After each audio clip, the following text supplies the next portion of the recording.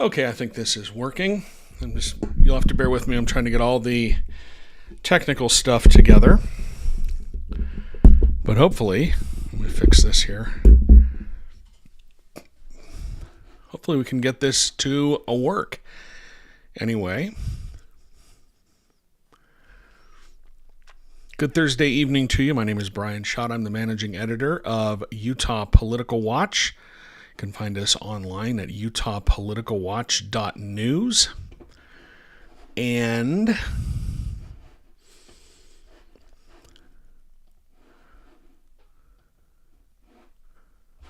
hang on, just trying to work on something here. Anyway, you can follow me you can find us at utahpoliticalwatch.news. I'm an independent journalist, and I have been covering Utah politics for more than 25 years. I'm just checking to make sure everything is working. Yep, hopefully. Sound off in the comments if you cannot hear me or if you have any questions. Again, still just trying to work out all of the technical stuff here just to make sure that this all works. And if you are in the audience tonight, thank you so much for joining us. We've got a little bit to talk about today as we have the Utah legislature is getting ready to redraw their maps for the congressional maps. I'm sorry, I'm a little scatterbrained as I'm trying to get all of the technical stuff to work. I promise it'll get better in the future. I'm intending to do this a lot more often. But anyway, we're going to talk a little bit about redistricting as the Utah legislature is getting ready to redraw their congressional maps after a judge threw them out last month.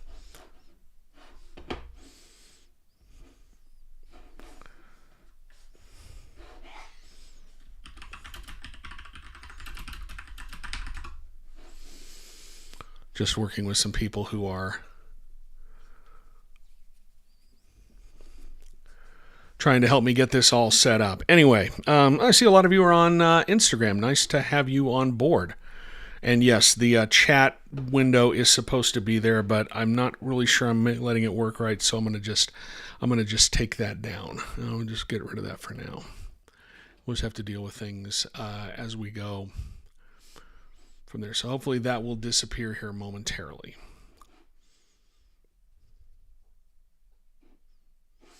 Okay.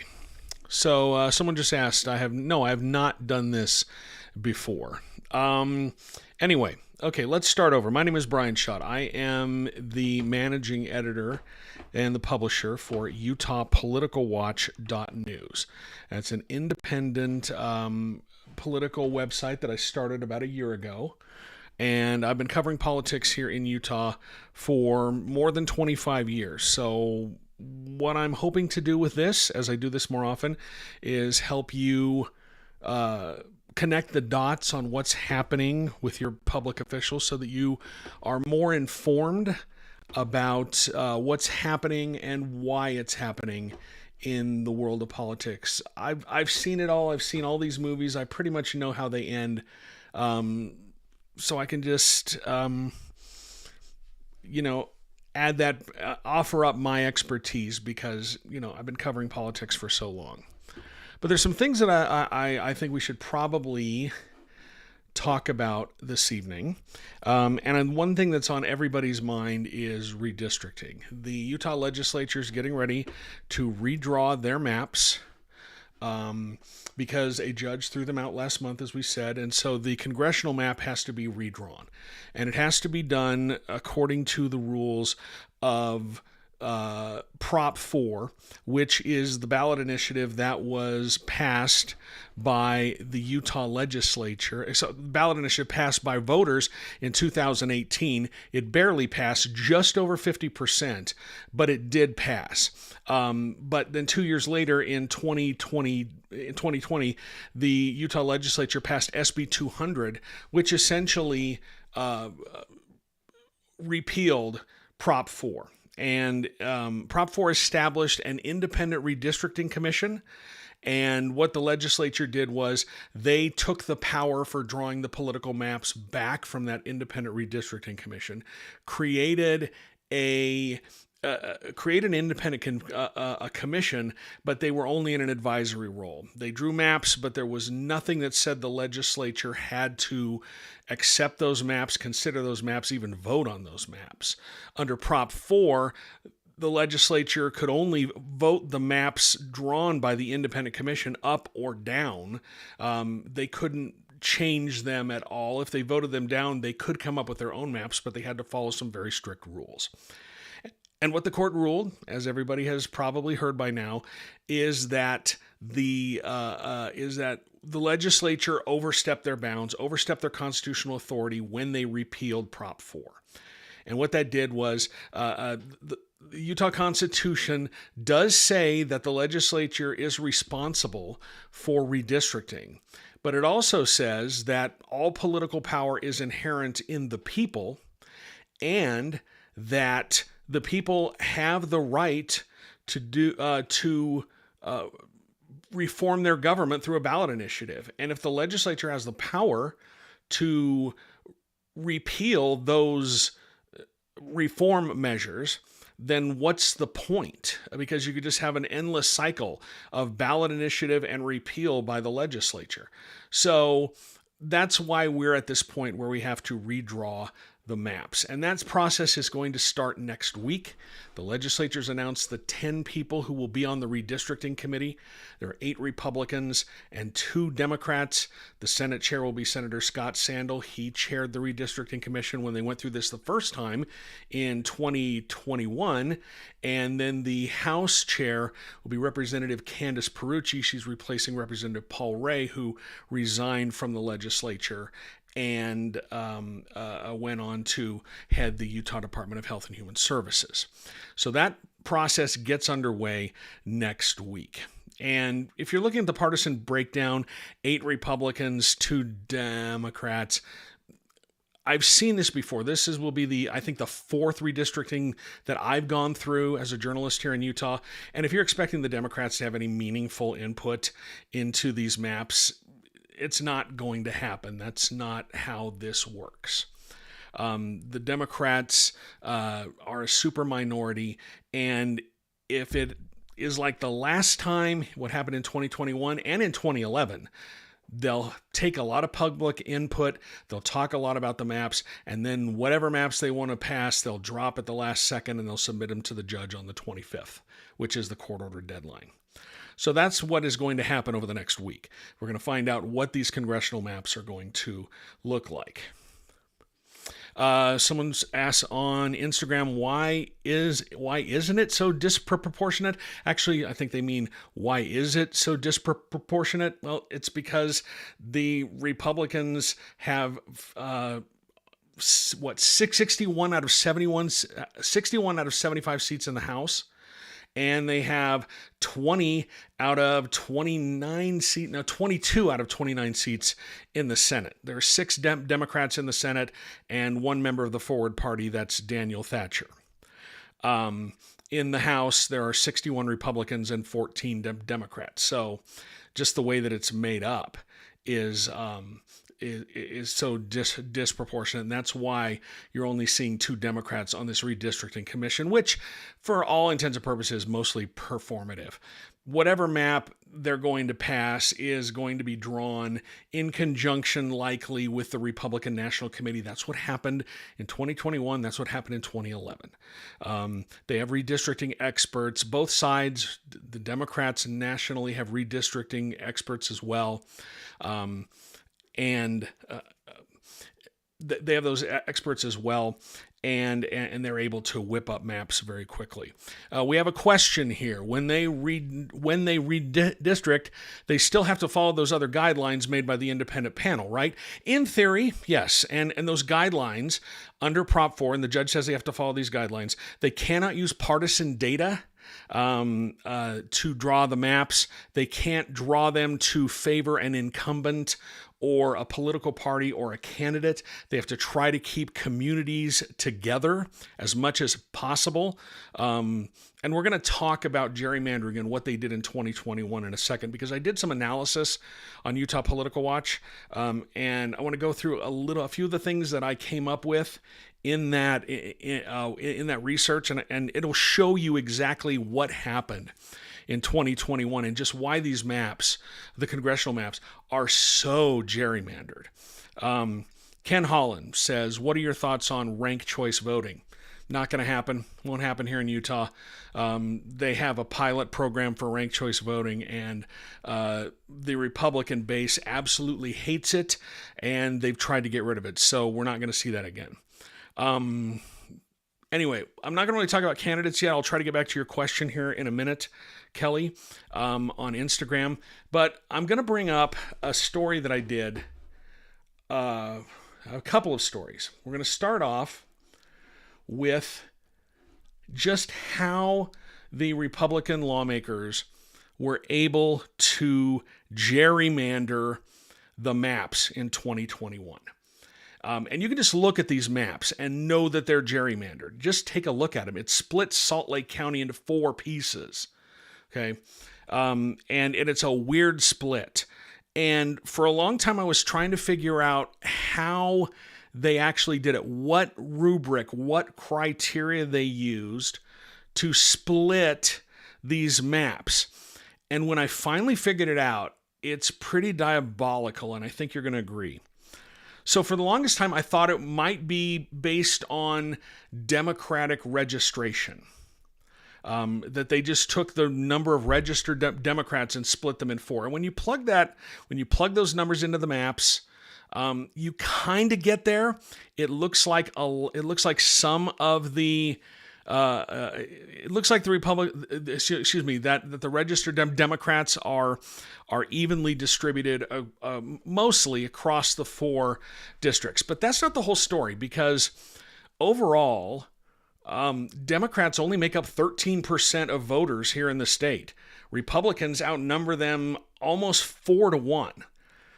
So you can't just split up the Democrats in order to fix the way that I'm going to put it this way. You can't just split up the Democrats and gerrymander the state, because Democratic candidates, especially in statewide contests, often get more than just 13% of the vote.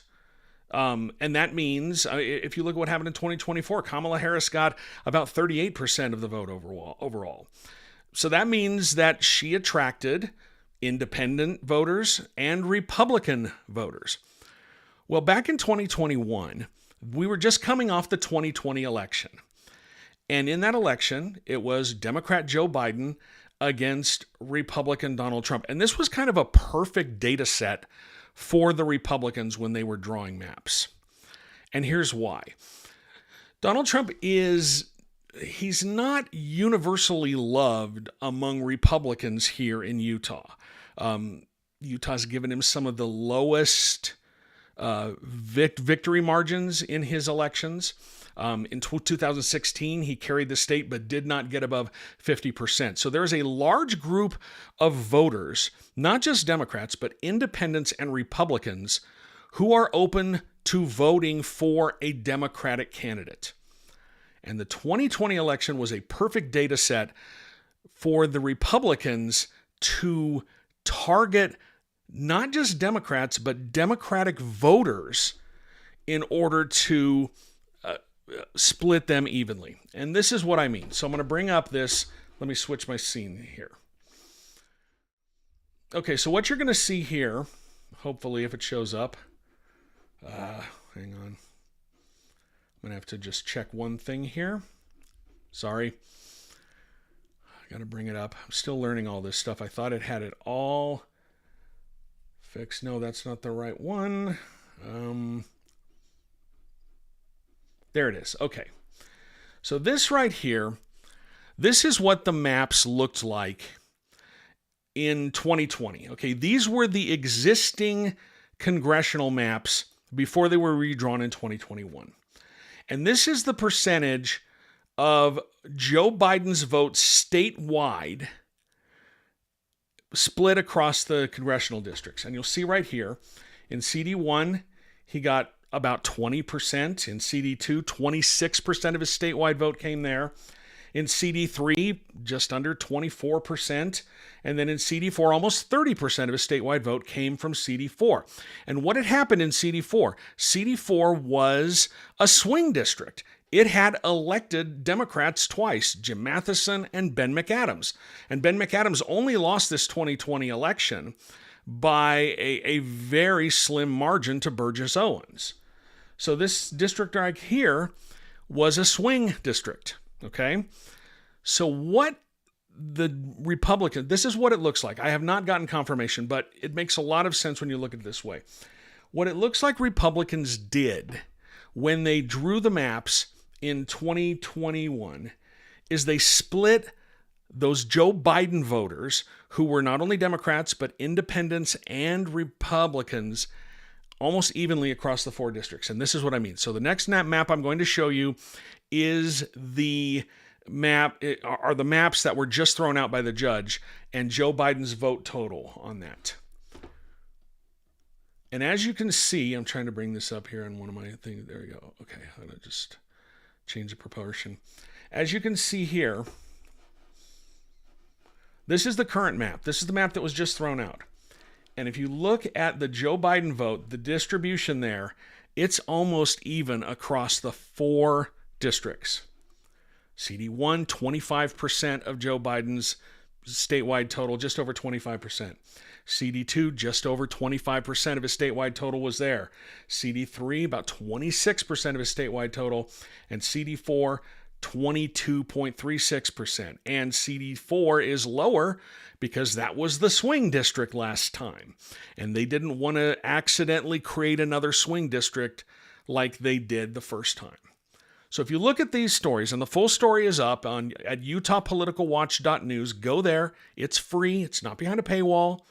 You can read my analysis and see this is exactly what the Republicans did when they drew the maps in 2021. So when everyone talks about how the maps are gerrymandered, how Utah's maps are gerrymandered, this is what they mean. That these maps were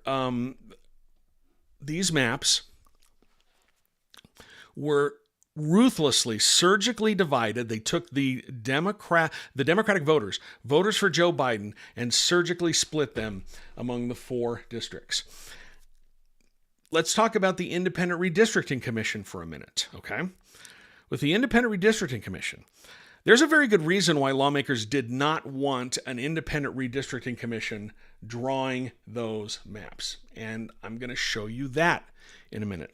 Because what I did was I took the independent redistricting maps. They submitted 3 maps to the legislature. They spent months touring the state, holding meetings, and they came up with 3 maps. They submitted 3 maps to the legislature. And when you look at the 2024 presidential results put onto those maps, what you find is those maps all 3 of them would have produced a Democratic district, and not just a slightly Democratic district, a pretty solid Democratic district. So I'm going to bring that up here now. So this is the current map, all right? This is the current map, the one that was just thrown out, and this is what happened under the current map in 2024, okay? So as you'll see, Trump's margin of victory in 2024 in CD1 was 19.5%. In CD2, 20%. In CD3, 19%. CD4, 26%. Okay? This is the first map. This is the first of 3 maps submitted by the Independent Commission. And I took the 2024 district results, precinct level results, plug them into those maps. And here's what you get. In CD1, Trump carries that by 32 points. But CD2, Kamala Harris would have carried that district by 22 percentage points. That's not a swing district. That's a Democratic district. Actually, that would be CD3. CD2 would be Trump by 45, and CD4 is Trump plus 24. That's the first district. And look, what they did was, it's not these districts that are stretching all the way out to the borders of the state. You have two very compact districts, 3 and 4, centered around the population areas of Salt Lake County and Utah County, and Salt Lake County is only split once. There's no way they're going to be able to draw these maps without splitting Salt Lake County at least once. This is the purple map. This is the second map that they submitted. CD2 is a little bit bigger, but there's still a couple of compact districts. And again, you've got a solidly Democratic district here. Trump would have carried CD1 by 35 points in 2024, but Kamala Harris would have won CD2 by 20 points. Trump wins the other two by 20 and 45. The third map submitted by the Independent Commission, which was submitted by a member of the public, was called SH2, I think is what they dubbed it as. Anyway, I took that map, put the shape files in. Now this one's a little bit different because it looks more like a pinwheel. It looks kind of like the legislature called the map that just was thrown out a pizza slice map. This looks like a pinwheel. And as you can see, again, solidly Democratic district. Trump wins 3 districts. District 1 by 29 points, District 3 by 41, District 4 by 30, but Kamala Harris would have carried District 2 by 17 points. So those are the 3 maps that were submitted by the Independent Redistricting Commission. And under all 3, there would have been a Democratic district. And they were following the rules of Proposition 4. They couldn't use any partisan data. They had to try to keep communities together.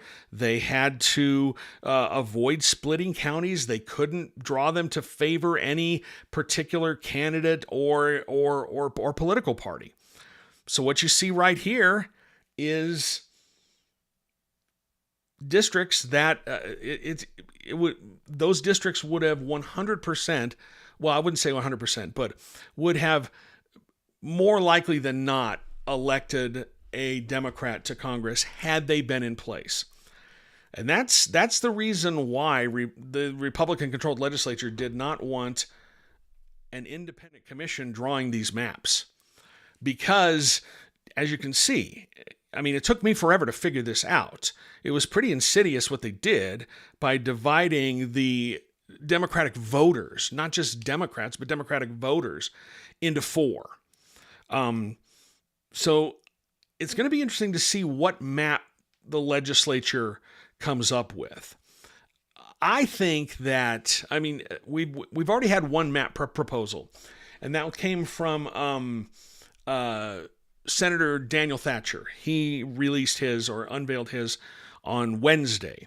And Thatcher used to be a Republican. He's now the only member of the Forward Party in the legislature. I'll take a drink here real quick.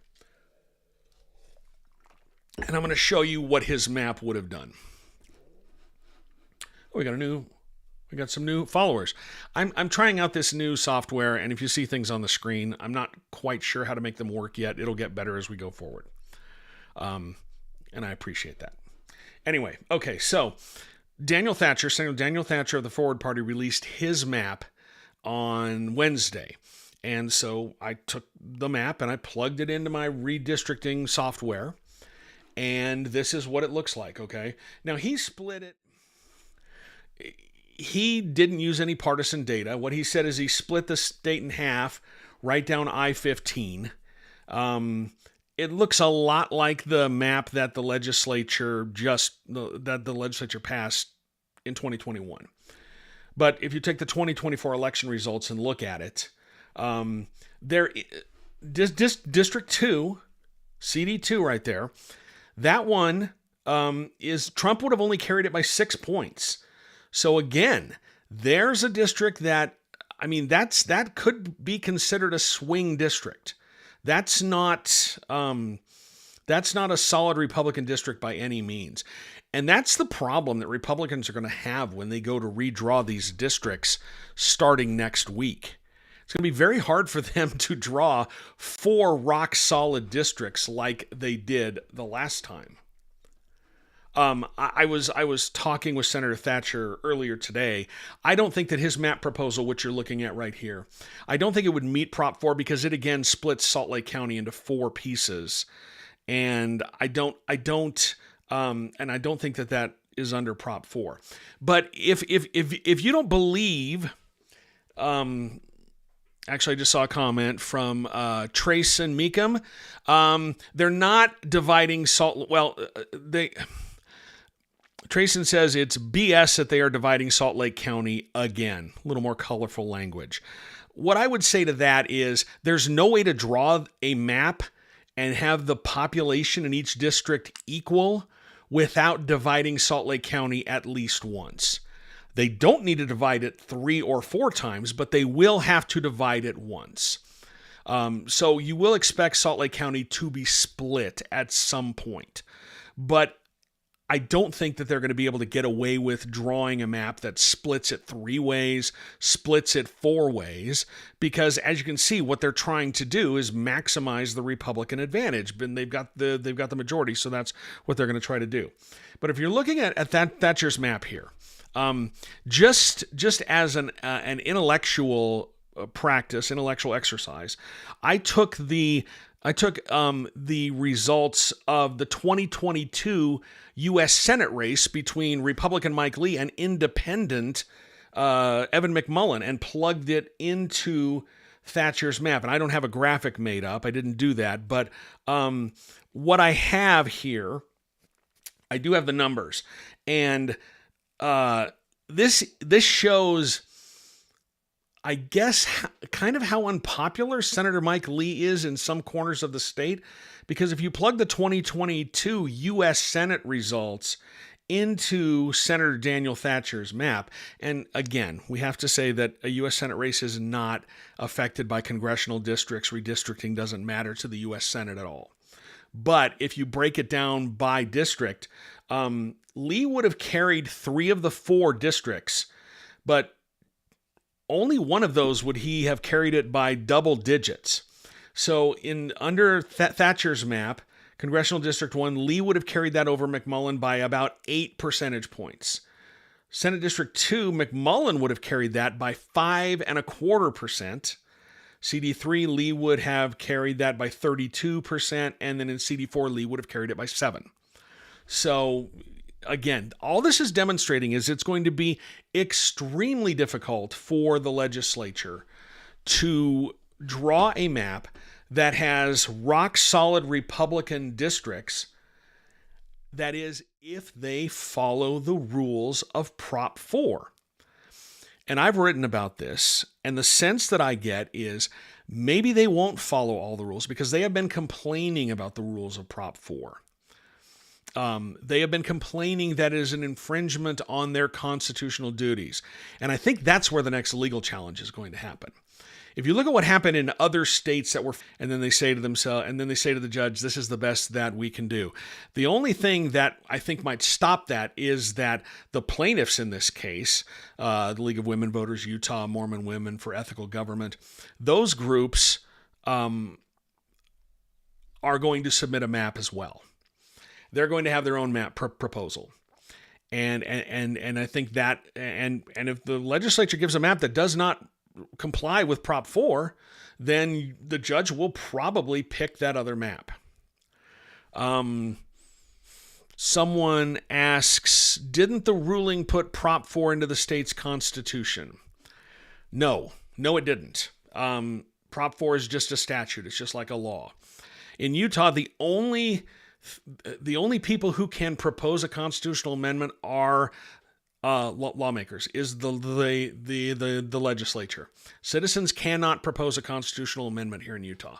They can propose ballot initiatives, which are laws, but they can't propose a constitutional amendment. That can only come from legislators. And if you think legislators are going to put an independent redistricting commission into the state constitution, I got a bridge in New York I'd like to sell you. So no, that was not there.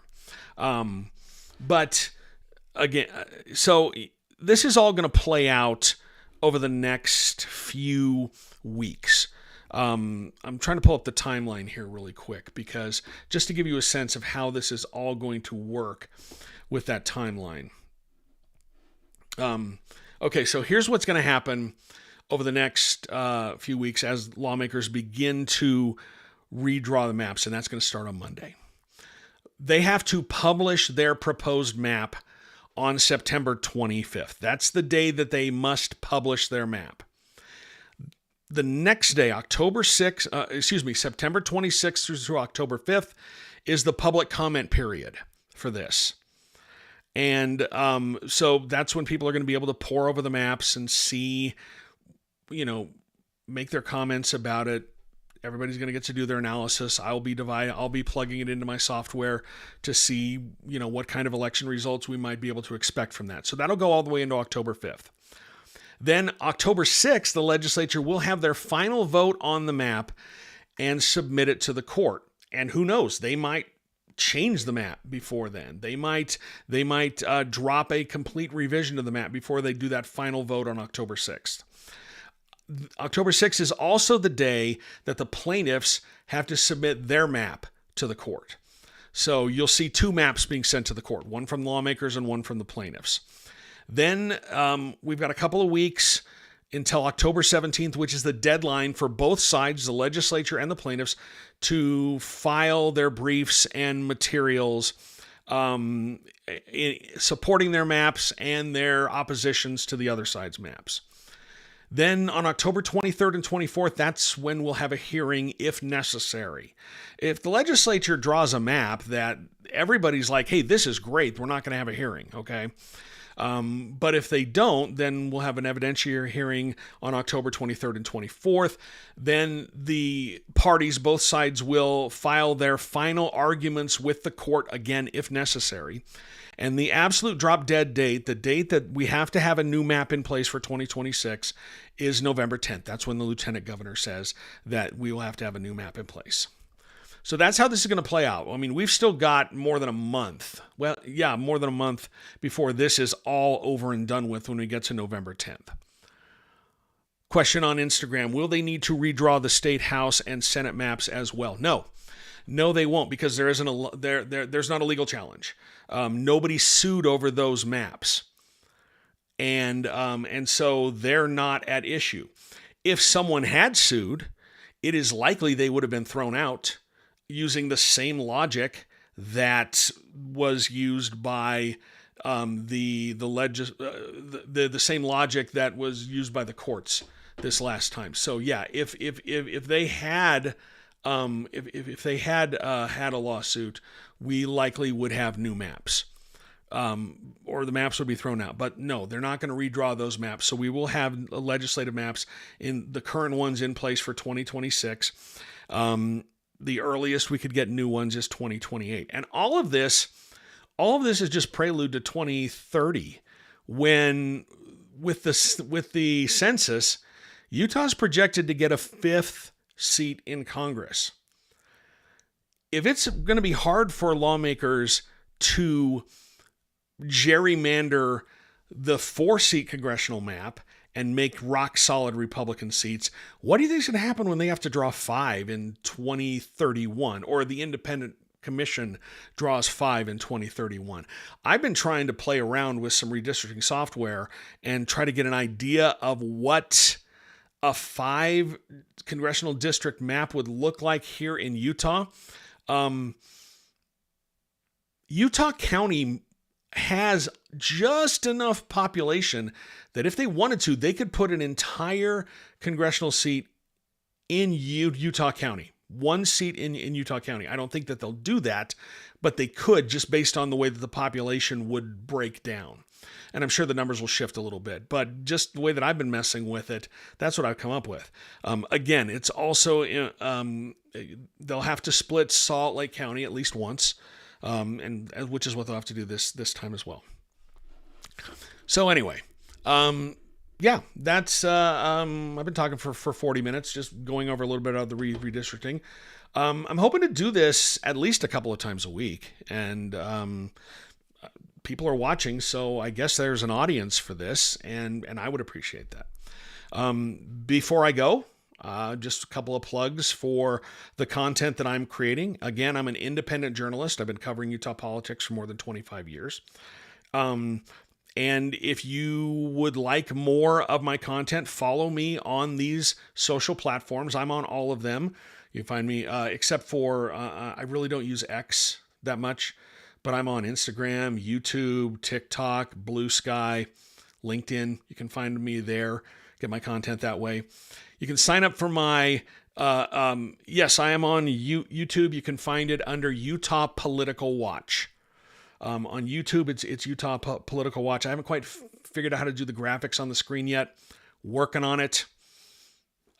This is a new thing for me, so I will get there and things will look a lot better as we go forward. But I am on YouTube, and I probably should think about getting on Twitch. That is a sentence I never thought would ever come out of my mouth, but here we are.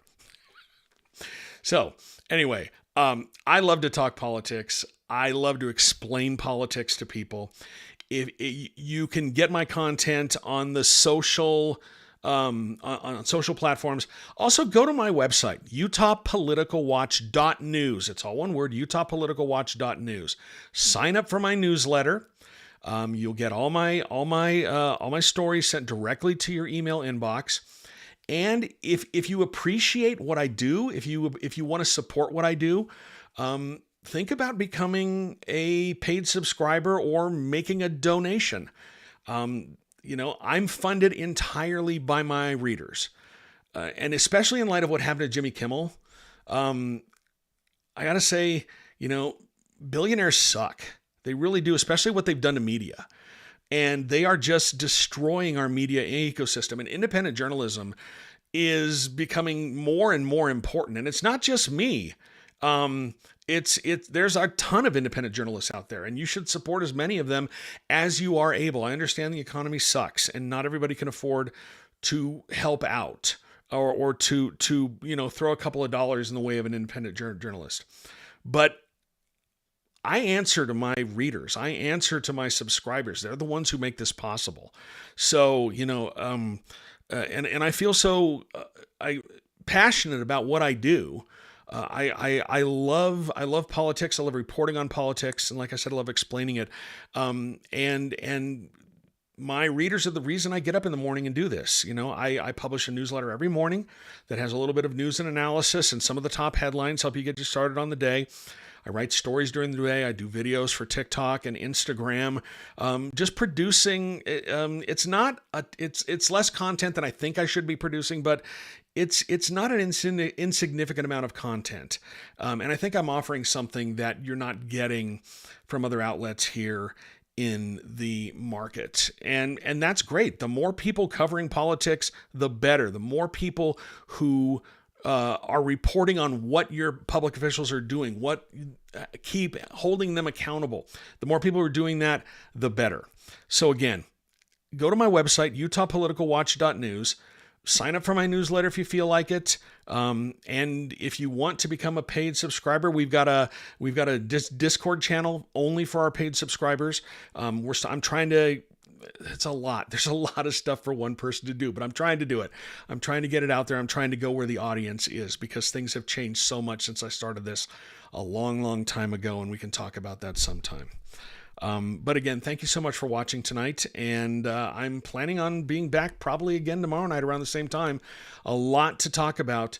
I've got a story up online about Utah Senate President Stuart Adams and a letter he wrote to the court supporting his step-granddaughter who was accused of raping a minor, a child. And you know how that whole story went out. I followed that story. I've continued to report about that. Got my hands on the letter he submitted to the court. And he said some things that are frankly seem a little problematic. You can go to my website and read that story. There's a lot of stories about redistricting, a lot of stories about what the legislature is doing, some of the things you may not see that they're doing. But again, you can find all that on my website, utahpoliticalwatch.news. Follow me here. Sign up for my newsletter. I know this has been a long pitch. I'll try to make it shorter next time. Anyway, thanks so much for watching. Send me an email with your questions. I'd love to answer your questions going forward. You'll find my email online at the website or leave them in the comments, and I'll try to get to them when we do this again. And I'll talk to you again tomorrow night. Thanks.